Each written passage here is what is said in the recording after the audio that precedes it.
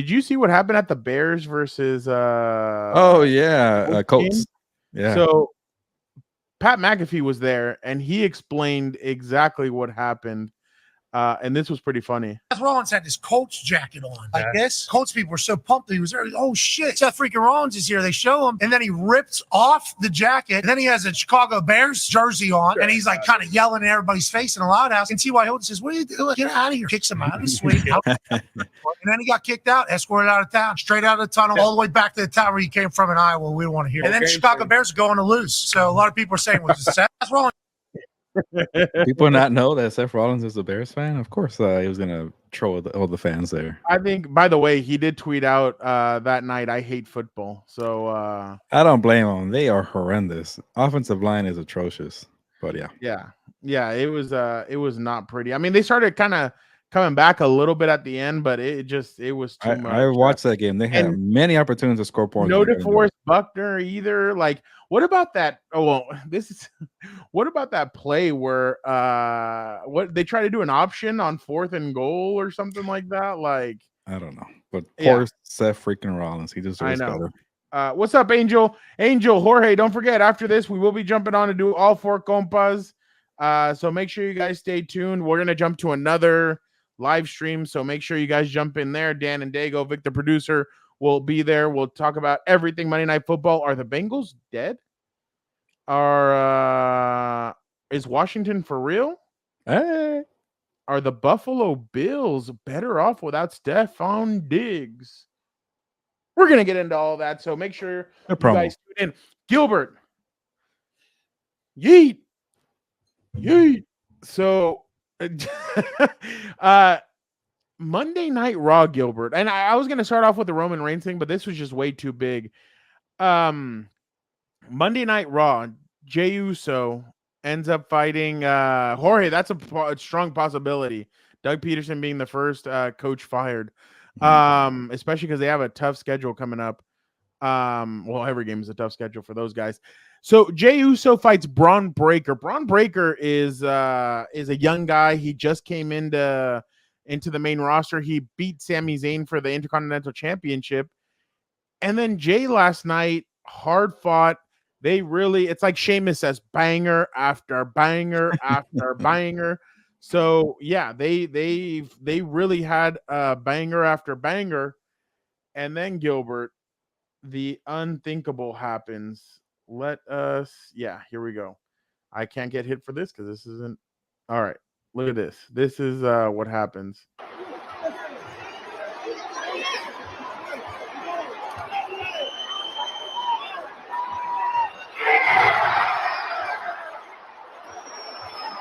Here we go. That's here. And then here comes the Uso Splash.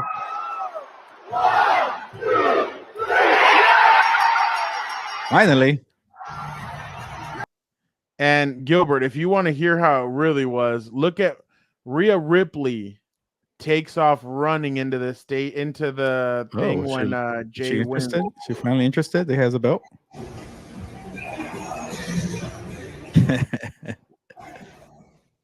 So yeah, that was that's pretty cool. It was and then this was just real quick. Where's Rikishi? Oh well, hold on, we'll get to that. This was Jey after the damn long overdue.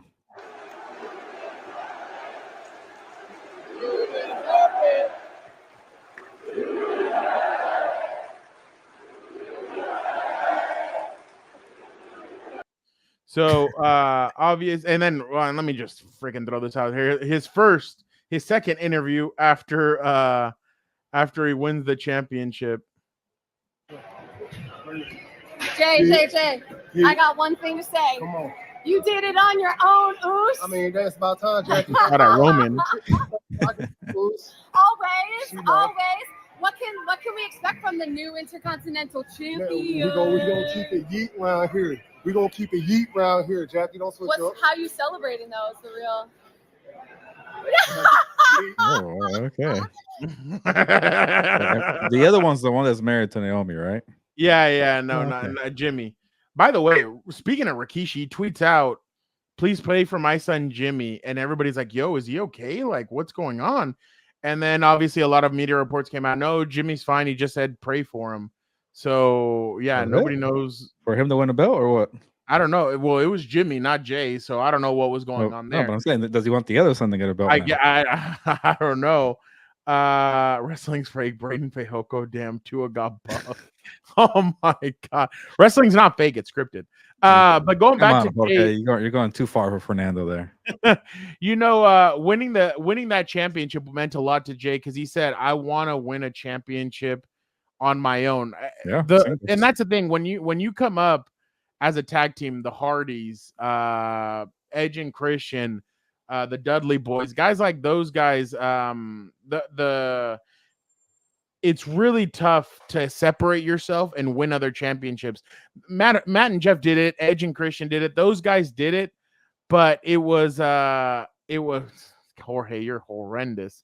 But it's tough to kind of break that mentality that, hey, we can do it as a singles. And Jimmy and Jay were together since their whole lives, and Jay separated, and people said, no, he's not going to be able to do it. And he won the tag teams with Cody and he's won tag teams with his brother. And here was a culmination of, hey, he won his first championship. And I know the negativity out there, Gilbert, is, well, they just took it off Bron Breakker, a young kid who deserved the championship. Why are you taking it off of him? He just became the Intercontinental Championship. Yes, but think about the long-term storyline effect of this. Triple H is, the way they booked him is overconfident, cocky, young guy thinking he can knock everybody around. And here comes this fairy tale kind of wrestler who smacked his family and said, I don't want anything to do with you guys. Then he came over to try and build up his own singles. He's lost multiple number one contenders. He's lost championship fights, and he finally is able to do it and win it. That is huge, and I'm interested to see what they're going to do with Bron Breakker next. But for Jay, you just saw, I mean, wrestlers from NXT, even people broke character in a sense on Twitter, and they put Jay deserves this. So I thought that was a really cool moment. I was telling Daniel, I'm like, what would have been really cool is if like Roman Reigns' music hit and he just came out, kind of pointed at him, and then took off. But obviously they still have a big storyline to do, and that's different. Like, I need you for that would have been, yeah, exactly. I need you for that. The one thing is, though, is that this is a huge moment for Jay, and I think this is huge for Roman as well, because Roman in his documentary before WrestleMania said, I want to put my family in the best position moving forward. Family. Like, it's not just about me, it's about my family. So look at where Jay is. Look at where Sammy's fight. Well, I mean, Sammy's not his family, but look at where Jacob Fatu is. Look at where Solo Sikoa is now the tribal chief. Jimmy hasn't been there, but still, like, look at where everybody is. And Roman said, I want to elevate. The Rock kind of opened the door in a sense, and Roman just kind of broke it down and brought everybody in. And now there's a bunch of, I mean, literally Smackdown looks like Samoan U. Like, everybody's over there, and it was just maybe it's the new moment. Ninth Island. What? Maybe the new Ninth Island. Yeah, exactly. There you go. But it was a great moment for Jay, and I've been critical of Jay's wrestling in the past and stuff, but I thought it was great the way they did it. That's why I think Rikishi kind of shouldn't have really have stepped into it. He should have just waited to see what Triple H had. And some people said, is this because of Rikishi? I don't believe so. I don't think Triple H would have done anything because some angry Poppy got mad and did all that. I know you guys shared a plane together, Gilbert, but a Spirit Airlines flight. But I just think this was long-term story. And then another thing, it was great that it didn't happen at a pay-per-view. It was a Monday Night Raw where everybody thought, oh, there's no way this is going to happen. Like, there's no way he's going to win it. He won it in Ontario. So, he ends up beating him. And Canada? Not California? No, California. I know. So, yeah. Wait, that was not. They were in California? Yeah, Ontario. Past week? Yeah, Monday. Yeah. Why didn't we know about it? Are you sure? Maybe Ontario, Canada, or Ontario, California? No, I think it was California. Yeah, I didn't know until I watched Monday Night Raw. I've been waiting for like the West Coast appearance. I know. Really? I know. I didn't know they were gonna be here. But yeah, Gilbert, just my 2 cents on it. I think it's great. Obviously, he's so over. It's ridiculous. Like, Fans are waiting. They line up. They do the yeet. They like the whole stadium's doing it. When we were at day one, Dan, my mom, and my cousin, we saw it. Like everybody is like yeeting. Everybody's excited. Everybody loves Jey Uso. So this was a long time coming, but this is long-term storytelling, and I thought it was pretty awesome too. And now I'm excited to see how Roman's going to be able to recruit him. I'm telling you, this next month and a half is going to be incredible. 2 months is going to be incredible to see how they put this all together. Yeah, and I think going back to your point about doing it on Monday Night Raw, which people are saying, hey, why not do it during their pay-per-view? Just to see Jey Uso, I guess pretty much come to tears or be very like emotional about it, and doing that after Monday Night Raw, taking that belt like that and saying this is the hard work is paying off. It kind of puts a little more luster on that belt. Like, for a long time when I was growing up, during I guess the Attitude Era or the post Attitude Era with John Cena, that Intercontinental title meant a lot to a lot of people. And I think you watch it more closer than I do. So you've been the one saying, yeah, it kind of lost some of its luster, that belt there, Intercontinental belt. So to see a young up and comer like Bron Breakker lose it and also have it, and then for Jey Uso to say, you know what, this is special to me, I think might have more appeal to that belt, which is needed. Yeah, no, and it really is. I mean, Chris Jericho, Ricky Steamboat, all these guys had that champ. Even the Miz has won it multiple times. The Rock when he was coming out too. Yeah, The Rock, Stone Cold, everybody's won that. The United States as well.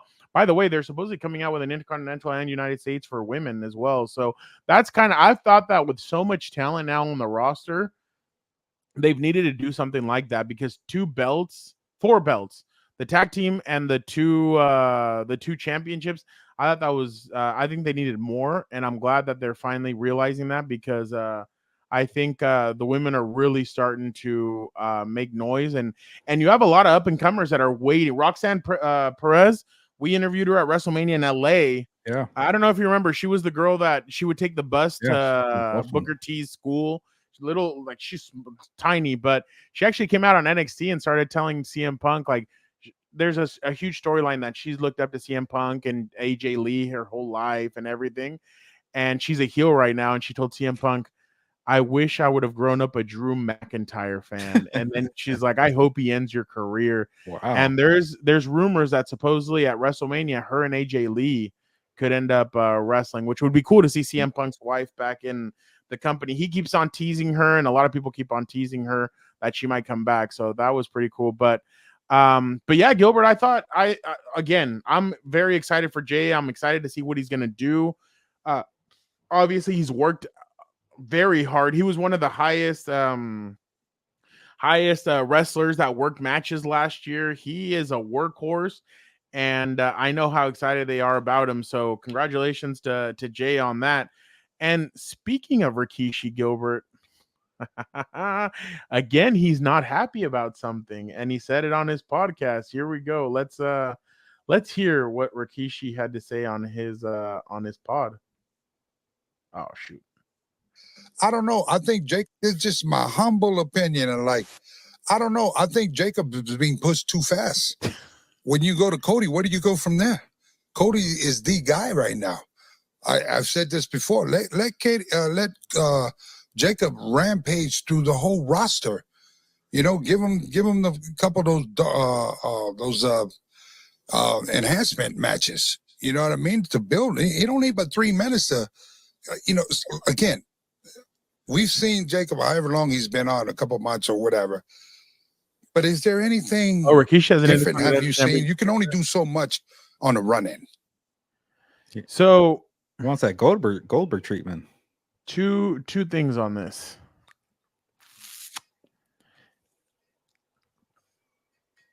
I get it, but at the same time, why do you think he wants that to happen?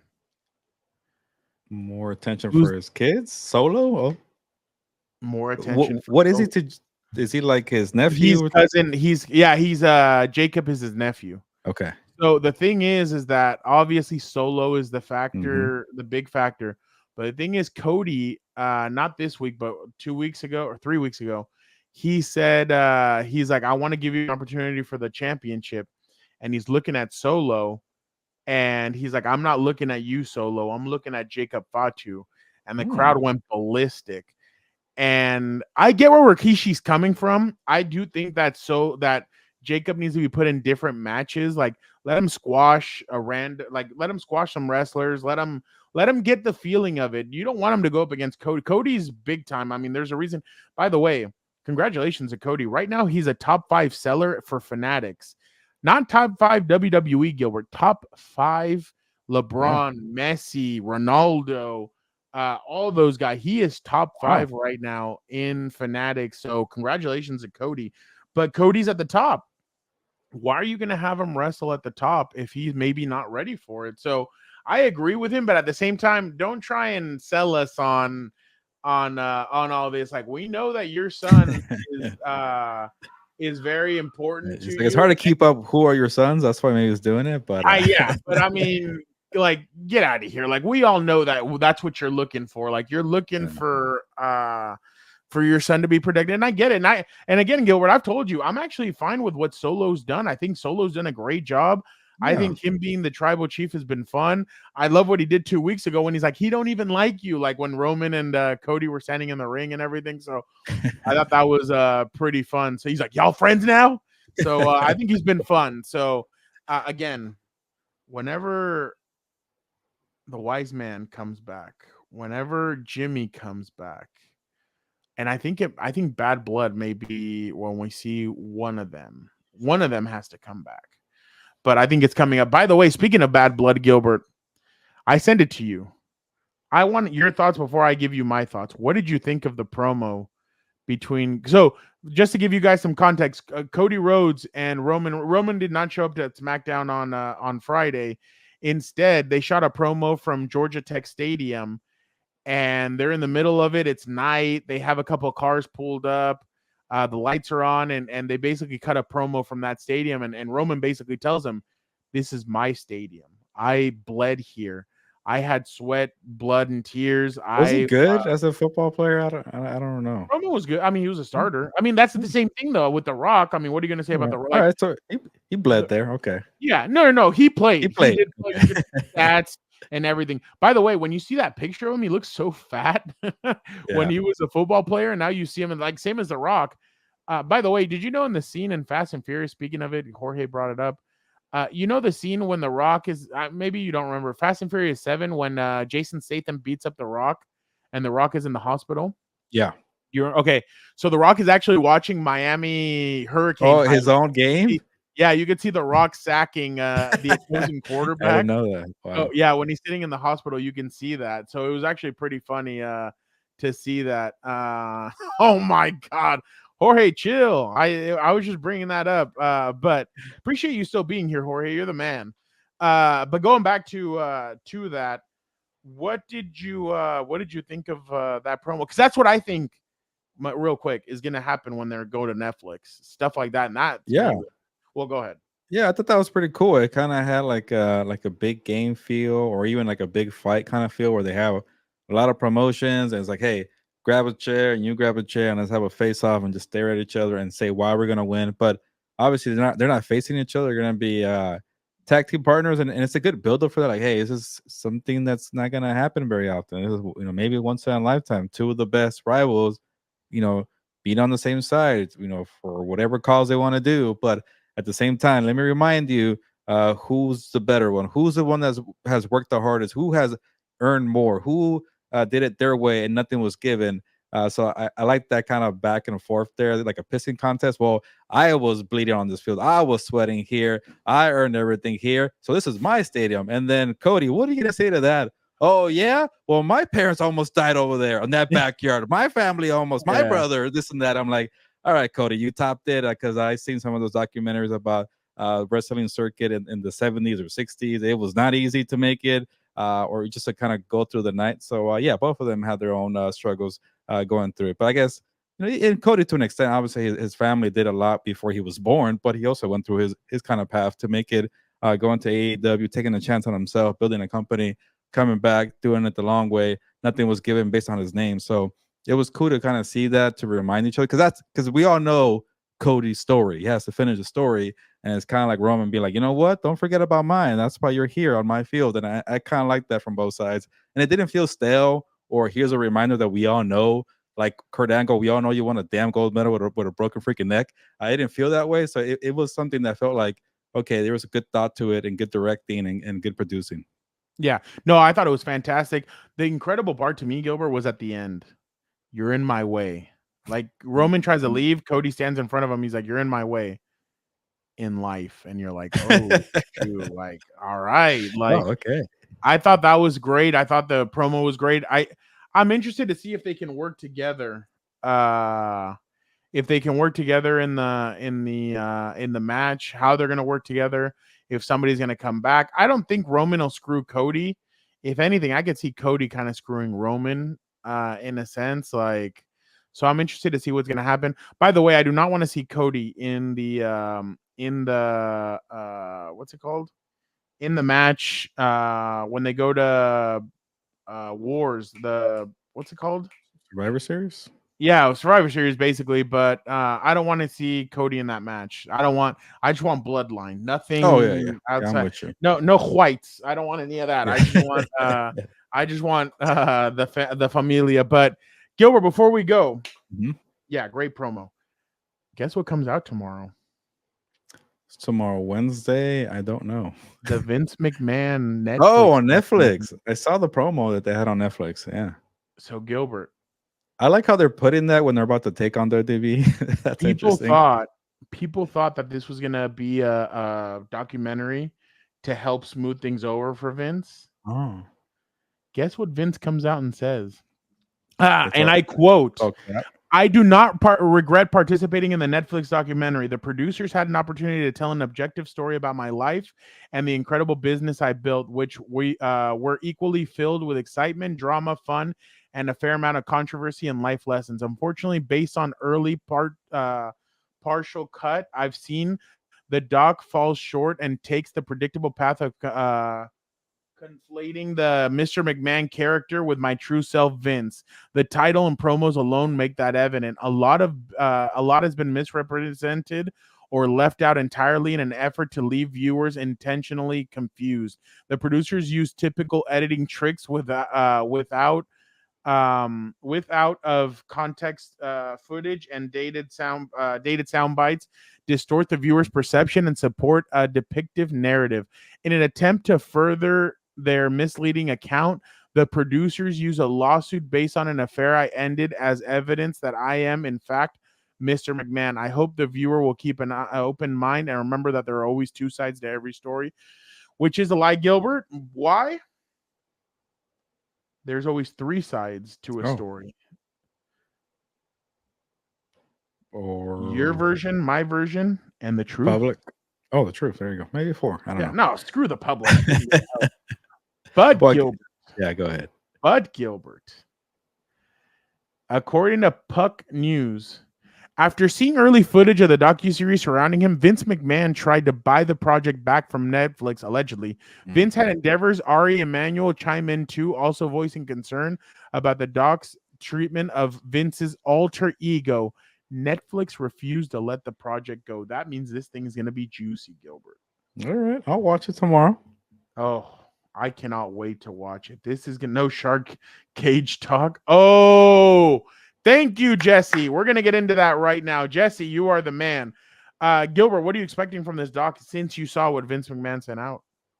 I don't know. I'm hoping, I guess the truth or something that's not too, I guess, one-sided or biased or like, oh, yeah. What did we really get besides maybe some things I already know? I know that I remember last time we were excited for a documentary, the NWO one, the WCW one. Yeah. People were left pretty disappointed because it was kind of more like, hey, look at me, what I did look how great we were in WCW, and none of us were the ones who ruined it. So it kind of felt like, well, who ruined it? Why did it fall apart? And nobody wanted to take the blame. So we'll see with this one and what angle they take. Is it more like, hey, this guy went from business owner to very on fire, or firing people, but also like a very good character that he created for himself? And is that all it is, like a bio doc, or is actually let's get to the dirty stuff? I think it's the dirty stuff, especially if you put out a statement. There's been other ones. A&E did a one where they said that Vince was sexually abused by his mom's boyfriend. That and I mean, what's his name? Shell? No, shit. The UFC fighter, Sonnen. Oh, Chael, yeah, Chael Yeah, Sonnen. Chael. Yeah, he's come out and said some wild stuff about Vince and even male wrestlers. So it's a lot of weird stuff that's always gone on, and yeah. So I don't know. I don't know what's gonna happen there. Well, Gilbert, we'll find I'm out. so glad. Go ahead.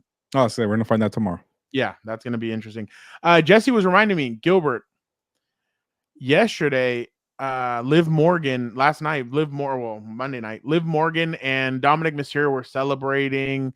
They were excited because they're gonna beat they're gonna beat Rhea Ripley at Bad Blood. Rhea comes out and tells them, well, guess what, Dom? You're gonna be suspended from the ring in a cage. So Dom is gonna be looking down and he's gonna be in a cage watching the match. And Dominic did not take too kindly to it. Neither did Liv.